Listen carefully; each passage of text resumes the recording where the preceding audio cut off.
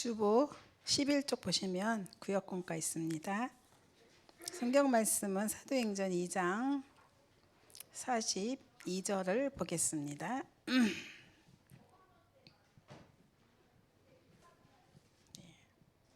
읽겠습니다. 그들이 사도의 가르침을 받아 서로 교제하고 떡을 떼며 오로지 기도하기에 힘쓰니라.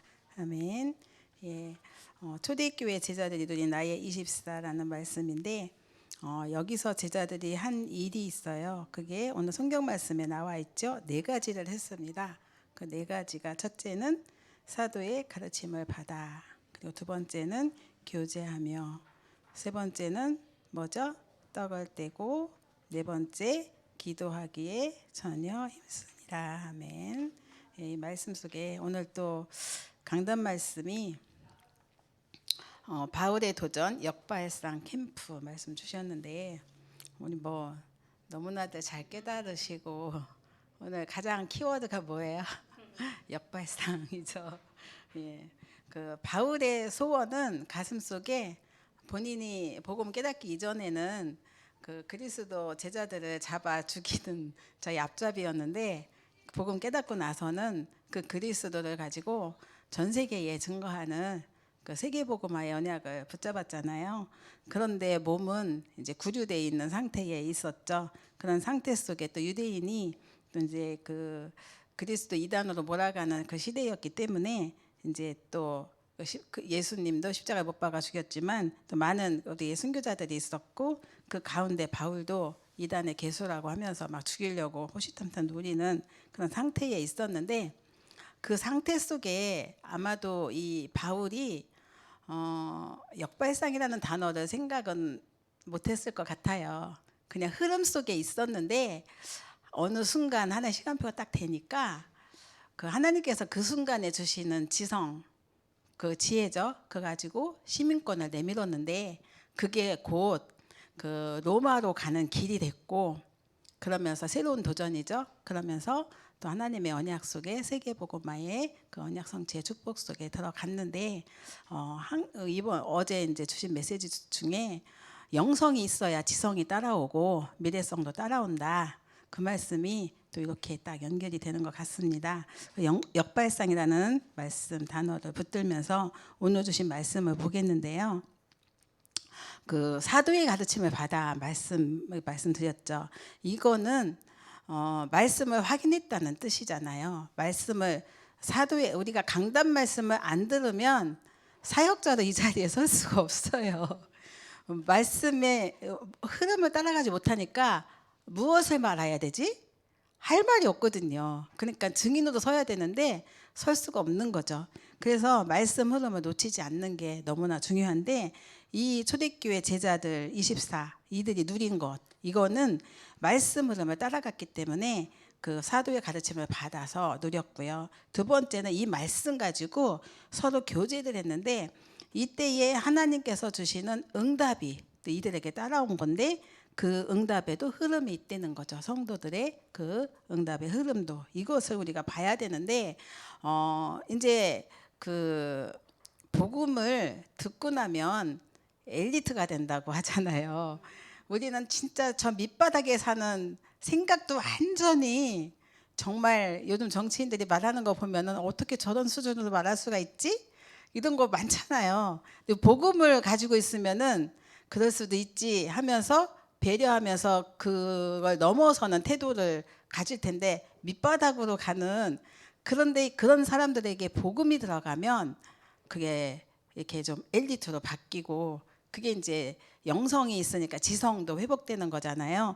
그렇게, 그래서 나랑 맞지 않는 성도들, 그 사람의 믿음의 수준에 따라 말하는 수준이 다르지만 이것도 볼 줄 알아야 된다는 거죠, 교회 안에서. 그래서 기다려주든지 아니면 살짝 이렇게 해석을 좀 바르게, 팀 사역이죠, 해주든지 이렇게 하면서 세워나가는 사역, 그게 교제하면서 우리가 차근차근히 받을 응답이라고 하십니다. 그래서 우리가 저 사람 왜 저렇지 이렇지 막 이렇게 우리가 하는 게 아니라, 정말 우리가 그리스도 예수의 날까지 우리 자신들이 세워져 가고 또 다른 사람도 세워져 가는 거기 때문에 말씀을 먼저 따라갈 때 또 그 흐름 속에 우리가 성도의 흐름도 볼 수 있고 교제하면서 우리가 같은 응답 속으로 들어가는 거죠.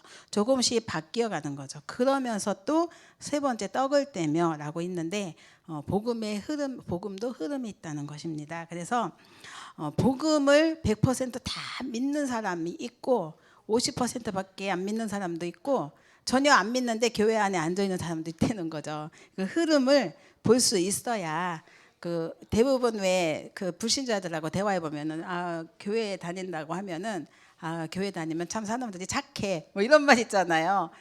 법 없이도 사는 사람들이 교회 다니는 사람이야 이런 사람들도 있고 아니면 물론 완전히 밖으로 얘기하는 사람도 있지만 일단 종교는 다 좋은 거야 막 이렇게 하는 사람들도 있는데 이런 세상의 흐름까지도 우리는 볼 수 있어야 되고 그래야 정확한 응답 속에 우리가 갈 수가 있기 때문에 그렇습니다. 그리고 이제 우리나라는 특별히 배경 자체가 약간 유교적인 배경이 많이 깔려 있고 신앙생활도 유교적인 그런 그 사고 방식을 갖고 왜냐하면 우리가 성장하면서 듣고 배운 게 그거기 때문에 근데 그런 것이 있는데 이제 예전에는 교회도 왜 구별돼서 여자 자리, 남자 자리 따로 있고 청바지 입으면 앞에 서면 안 되고 뭐 이런 거 있잖아요. 근데 그런 것들 이런 거 다 이제 우리가 보면서 이제 그 사역 방향을 이렇게 캐치할 수 있어야 된다 그런 말씀하셨습니다.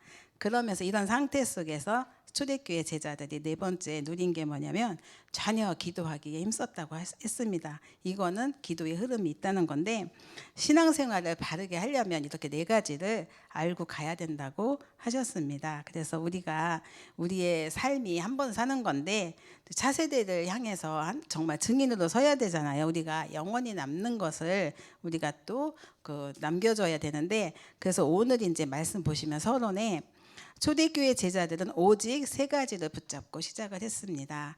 그것이 그리스도, 하나님 나라, 성령인데요. 그리스도도 그냥 그리스도가 아니라는 겁니다. 오직 그리스도, 오직. 그래서 이들이 그 그리스도는 모든 문제 해결자 대신 인생의 해답임을 분명하게 알았고요. 그때에 하나님이 주시는 힘이 오직 그리스도였기 때문에 세상 나라, 흑암 세력을 이길 수 있는 사단 나라를 이길 수 있는 그 권세도 거기서 나오는 거잖아요.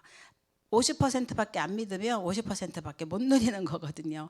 전혀 없는 사람은 완전히 오히려 찍어 눌리겠죠. 정복하고 살리는 길은 하나님 나라가 임하는 건데 이게 오직 그리스도가 임했을 때 이거를 초대교회는 분명하게 알았어요. 그리고 또 오직 성령 맞죠? 그리고 오직 성령. 그래서 능력 중에 능력인데 사람이 아무리 노력해서 이렇게 나름대로 그래서 받은 힘이 아니라 하나님이 위에서부터 주시는 힘이기 때문에 이건 아무도 막을 수 없잖아요. 응답 중에 응답. 잠깐이도 없어지는 게 아니라 영원한 거죠. 그리고 그 응답은 성령 충만 속에 우리에게 주어집니다. 그러면 땅 끝까지 증인도 될 수 있는 것이죠. 그래서 세계 교회가 지금 막 문을 닫고 있잖아요. 그런데 또 유럽 교회는 어떻습니까? 지금 유럽에 가보면 주로 건물이 대리석으로 지어져 있어요. 그리고 잘 지어졌기 때문에 이렇게 굉장히 층이 한 5층, 6층 이상 이렇게 높게 지어졌더라고요. 그런데 사도 바울 시대에도 이 건물이 있었다고 하니까 지금도 남아 있거든요. 근데 유럽은 그 법적으로 건물 변경을 할 수가 없어요. 왜냐하면 다 문화재이기 때문에. 우리나라도 문화재 못 건드리잖아요. 유럽은 건물 자체도 다 문화재이기 때문에 못 건드려요. 그러니까 교회도 역시 텅텅 비었는데도 못 건드려요. 그러니까는 교회의 형태는 다 있는데 지금은 막 팔려나가 갖고 술집이 자리 잡고 있든지 아니면 다른 무슨 종교 단체들이 거기서 막 하고 있거든요. 이런 식으로 교회들이 무너져 있는 상태고 그러니까 교회 그러면서 또 이제 있어도 성도가 있어도 할머니들이나 좀 이렇게 갈 곳 없고 외롭고 이런 할머니들이 교회를 지키고 있거나 이런 상태이기 때문에 이제 굉장히 젊은이들이 엎뛰는 거잖아요. 그러면 신학하는 사람도 엎뛰는 거잖아요. 그러면 이제 얼마나 영적으로 어둡겠어요. 목회자가 없는데 차세대가 크고 있지 않아요. 이 젊은이들이 다 밖에 게임이라든가 도박이라든가 마약이라든가 세상 문화에 많이 빠져 있는 상태로 있잖아요. 이런 현장 계속 우리가 이 세 가지 오직 그리스도, 하나님 나라, 성령의 오직 성령. 이거 모르면 끝없는 어둠 속에서 살 수밖에 없고 빠질 수밖에 없는 현장이거든요. 그런데 이 현장 속에 우리는 이제 구역 사역이 너무 중요한 게 우리 후대가 걸려 있고 가정과 가문이 걸려 있고 지역이 있고 그러면서 또 세계가 걸려 있기 때문에 너무 중요한 거죠. 그래서 우리가 초대교회가 어떤 교회를 모델 삼을 수가 없으니까 초대교회를 모델로 오늘 제시를 하는 겁니다. 그래서 나는 왜 이 교회를 다니고 있고 나는 왜 중직자가 됐고 나는 렘넌트로서 하나님이 왜 부르셨을까 이 흐름을 꼭 봐야 되는 거죠. 그래서 교회의 강단을 따라가고 말씀 흐름을 놓치지 않고 그리고 거기서 하나님의 말씀 속에서 성도들과의 교제 놓치지 않고 그 가운데 주시는 복음의 흐름을 따라가고 기도할 때 이게 오직 그리스도 하나님 나라 성령이거든요. 성령 충만이거든요. 다른 게 우리 이 용어 세 개가 있는데 이게 뭐지? 그거거든요. 근데 그때 따라오는 거는 하나님이 주신 응답은 아무도 막을 수 없는 응답과 축복은 주어지는 거예요. 그러니까 너무 쉬운데 이거가 뭔지 몰라서 방황하는 사람들이 많은 거죠. 그래서 첫 번째 보시면 초대교회 제자들은 138 사도행전 1장 1절 3절 8절 똑같잖아요. 아까 서론에 얘기한 것처럼 여기서 모든 것을 다 찾아내고 체험했다라고 하십니다. 그래서 이들이 한 일은 날마다 오직 그리스도 그냥 그리스도가 아니라 오직 마귀가 완전히 벌벌 떨고 도망갈 만한 오직 그리스도 그때의 하나님 나라 성령 충만 그것을 오직 성령을 고백하며 세절기의 축복 오순절 유월절 오순절 수장절 그 비밀을 누린 거죠. 이때 체험을 하니까 하나님께서 보여주신 말씀 성취와 미래가 보여졌고요. 그리고 반드시 하나님 응답하시니까 모여서 이걸 가지고 기도했는데 날마다 성전에서 집에서 예배와 교회의 축복을 알고 하나 되어 오로지 기도에 힘쓴 겁니다. 그때 이 하나님께서는 이 제자들에게 진짜 축복을 주셨어요. 언약을 잡고 간절히 기도했기 때문에 정확한 응답이 주어진 거죠. 그래서 마가 다락방 교회가 어마어마한 응답을 받았죠. 오늘 말씀 그대로 사도의 가르침 말씀 흐름 속에서 서로 교제하고 하나님의 구원의 은혜와 믿음 속에서 떡을 떼고 말씀을 포럼하고 나누면서 부족하고 연약하고 수준에 따라 도와주고 돕고 세우고 그러면서 오로지 기도에 힘썼는데 응답의 흐름 속에 들어간 거죠. 이때 하나님께서 5가지 능력과 5가지 시간표와 5가지 문을 다 열어주신 건데 우리 교회는 이제 세계복음만 하는 교회고 또 우리 교회는 특징이 있어요. 오기초학교를 해요. 이거를 하는 교회와 안 하는 교회 차이가 너무 많거든요. RUTC 운동과 오기초 이게 바로 우리가 전도 선교하는 교회다 하는데 전도 선교 어떻게 할 겁니까? 준비된 것 갖고 하는 거잖아요. RUTC와 오기초학교. 그게 안디옥 교회의 문을 여는 축복의 시간표이기도 한데 안디옥 교회는 선교잖아요. 그래서 이렇게 선교의 축복을 누리고 붙잡은 교회에 하나님께서는 주의 손이 함께하는 은혜 주시고 그리고 또 그리스도인이 모인 교회와 제자들이 모이는 교회 속에 하나님께서는 세계복음화 응답도 주시거든요. 그래서 이제 우리가 25차 세계 선교대회도 곧 코앞에 다가오는데 선교사를 파송하고 또 그 교회 또 기도하고 이러는 헌신하는 그런 축복을 또 함께 누렸으면 좋겠습니다. 결국은 그렇게 마가다락방 교회에서 시작된 복음운동이 안디옥 교회까지 선교까지 이루어졌고 또 로마까지 갔는데 이것이 이제 로마 복음화 세계 복음화 생명의 제자들이 일어난 건데 이 속에 들어간 오늘 강단 말씀에 바울도 포함된 거죠. 그래서 세 번째 초대교회 제자들은 가장 중요한 것을 남겼습니다. 그들이 남긴 게 무엇이냐면 지속되는 생명운동 그리고 제자운동 그리고 미래살릴 렘넌트 운동입니다. 그래서 영세전에 숨겨놓은 것 영원히 남을 것을 하나 주셨기 때문에 이것 가지고 이들이 이 응답 속에 들어갔는데요. 정말 서론이 곧 결론이고 끝인데 똑같아요. 초대교회 제자들은 3가지 24로 로마 복음화를 이루었습니다. 우리가 그리스도 안에서 붙잡은 언약이 세계 복음화예요. 이게 하나님의 절대 목표잖아요. 그래서 우리가 붙잡을 게 뭐예요? 이 세계 복음화 하려면 뭘 붙잡으면 되겠어요? 그리스도 붙잡으면 돼요. 시작. 그리스도도 시작하는 거죠. 진행은 하나님 나라의 일. 그리스도 붙잡고 가는 곳마다 하나님께서 사단이 세상 나라가 무너지고 사단이 결박되고 흑암이 꺾이면서 하나님 나라가 임하게 하시니까 그러면서 세계복음화는 따라오는 거죠. 이런 응답과 축복을 주실 줄 믿습니다. 그래서 또 우리가 지금 막 그 굉장히 혼란한 시대에 전쟁도 일어났죠. 또 막 이렇게 막 정권도 바뀌죠. 막 이러니까 뭐 내 문제도 문제지만 교회 문제도 있지만 또 후대 문제도 있지만 또 그 국가 문제와 세계 문제 많잖아요. 그것 때문에 우리가 염려하고 근심하고 걱정할 수 있는데 요때 우리가 할 일이 뭐냐? 결국은 요 세 가지 가지고 그 보좌의 축복을 누릴 기회라고 하나님은 하십니다. 그래서 정말 우리가 오늘도 그 이유가 이렇게 문제가 많은 세상의 문제가 어디서 시작됐는가 이유를 우리가 찾아낼 때는 분명한 답이 있잖아요. 그 이유의 문제의 근원이 뭐예요? 그게 바로 하나님 떠난 문제죠, 제 문제죠, 사단 문제잖아요. 예수 그리스도께서 그런데 이 모든 문제를 십자가에서 다 이루셨다고 하셨습니다. 그래서 우리는 오늘 붙잡을 언약이 뭐냐면 393이에요. 계속 393 얘기하시잖아요. 393이 뭐냐? 이제 하잖아요. 첫 번째 3. 성삼위 하나님과 그 우리가 다섯 가지 힘을 누리는 거잖아요. 9가지 뭐예요? 그 삼초월과 또 뭐죠? 삼생명과 삼초월과 삼무한 전무후무죠. 그래서 삼생명은 뭐냐면 하나님의 형상과 그 안에 생기 그리고 또 그 생명을 에덴의 축복 누리는 거죠. 그리고 그 다음에 삼초월은 보좌의 축복, 시공간 초월, 237의 빛을 누리는 거고요. 그리고 그 나머지 삼무한은 뭐냐면 이제 전무후무인데 나의 주시는 전무후무한 응답과 교회의 업에 대한. 그래서 전무후무는 내 손에 없어요. 전무후무는 앞에도 없고 뒤에도 없는 응답이에요. 근데 이게 어마어마한 응답이잖아요. 이런 축복을 기도로 우리가 바꾸는 거예요. 그 보좌의 축복을 우리가 누리는 건데 그러면서 3시대 우리에게 주신 시대 속에 목회자 시대 또 중직자 시대 렘넌트 시대 이 응답과 축복을 이제 우리가 세상을 따라가지 않고 진짜 후대 살리면서 세계 살리는 비밀 속에 우리가 들어가는 거죠. 그래서 우리 후대에게 정말 하나님이 주시는 게 우리 세상 지식을 먼저 우리 부모는 심잖아요. 가장 중요한 영성이다. 진짜 그리스도 기도할 때 우리 아이들이 그 정말 굶어 죽어가는 그 아프리카의 영상만 봐도 저 사람들은 왜 저러고 있어요? 질문할 줄 알고 그죠?